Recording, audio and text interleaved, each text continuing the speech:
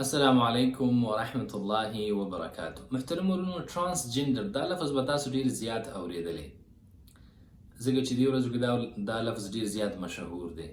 ډیر خلک دا فکر کوي چې دا ترانسجنډر دا کوم بیل چې پاس کیږي دا د نرښځینو د حقوقو دپاره یو بیل دی. څوک دا فکر کوي چې نه، دا د هم جنس پرستۍ دپاره یو بیل دی. په دغه بیل کې چې دی د ترانسجنډر درې قسمه تعریفونه شوي دي. اول لازم دا هم جنس پرستی وی چی ده؟ دا چی ته وای؟ هم جنس پرستی دی ته وای چې د یو جنس دوه کسان چې دی هغه خپل منځ کې تعلق جوړ کړي، مطلب دوه سړي یا دوه ښځې. راځو چې د بیل کې د ترانسجنډر کم کم تعریفونه شوي. نو اول تعریف خدا شوی دی ترانسجنډر چې دی هغه اولنی تعریف خدا شوی دی چې یو کس هغه ښځې طرف ته مایله دی، او یا یو کس چې دی هغه د سړي طرف ته میلان ډېر لري، مطلب د هغې د بدن اعضا داسې موږ چې د پښتو کې نرښځی ویو، نو چې کوم د سړي طرف ته میلان ډېر و نو هغه به چې دی سړی کلیر کېږي، او کوم چې ښځې طرف ته میلان ډېر و نو هغه به ښځه کلیر کېږي په نادرا کې، او هغې ته چې دی شناختي کارډ هغه به ورکولی کېږي. دویم تعریف پکې دا شوی دی چې یو سړی دی هغه ډیمیج شوی دی، د هغه جنسي اعضا چې دی خراب شوي دي، نو هغه ځان ښځه کلیر کولی شي، یا د یو اکسیډنټ د وجې یا د خپله څه اپریشن کړی یا شی کړي، خو د دې اعضا چې دی هغه ختم شي، مطلب هغه د بچو قابل نه وي، نو هغه خپل جنس چې دی بدلولی شي. او دریم تعریف چې دی هغه دا شوی دی پکې چې یو مکمل سړی دی، هیڅ قسم مسله هغې ته نشته دی، خو هغه دا فکر کوي چې یاره ما ته د ښځې خیالات راځي، زه داسې فکر کوم چې زه سړی نه یم، زه ښځه یم، نو هغه تللی شي خپل جنس هغه بدلولی شي. او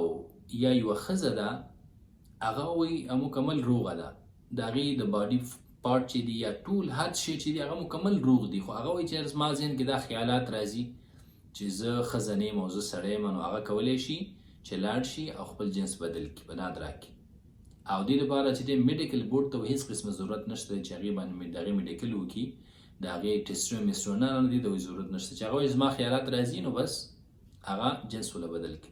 خو اوس څنګه هم جنس پرستۍ ته چې دی لاره کلاول دي، هغه داسې ډایرکټ چې دی دوه سړي هغه خپل منځ کې چې دی هغه تعلق نشي ساتلی قانونا، نو هغوی به داسې کوي چې یو به ورځي هغه به ځان ښځه کلیر کوي، او بل سړی نو هغه خپل منځ کې چې دی هغه تعلق ساتي، او یو قسمه واده به کولی شي غیر شرعي. او یا دوه ښځې دي او هغه هم جنس پرستې دي، هغه چې دی یو بل ته میلان لري، نو هغې کې به یو ښځه ځي هغه به وایي چې زما چې دی خیالات د سړي دي، نو هغه به ځان سړی کلیر کوي هلته، نو هغه چې کله سړی ډیکلیر شو نو هغه به راځي بیا به چې دی واده کوي. دا د ترانسجنډر خلاصه شوه. دغه درې تعریفونه چې دي دغه په بیل کې شوي دي. الله سبحانه وتعالی دې زموږ د ماشومانو، زموږ د ځوانانو، زموږ د معاشري حفاظت وکړي، او الله سبحانه وتعالی موږ داسې قسمه فتنو نه وساتي، او هغه خلک چې هغې په دې کې ملوث دي او هغې کوشش کوي چې دا قسمه بیلونه پاس شي چې د هغې د وجې نه معاشره خرابېږي، د هغې د وجې نه